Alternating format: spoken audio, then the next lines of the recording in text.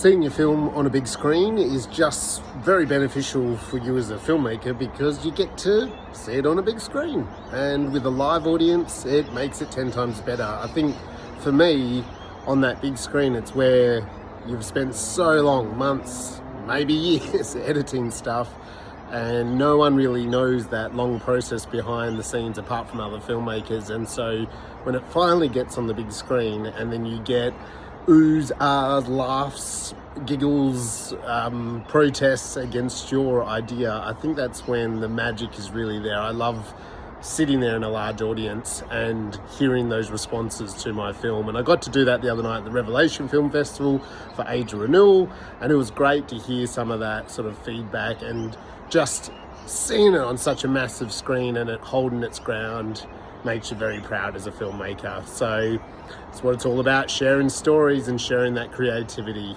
Be a creative punk.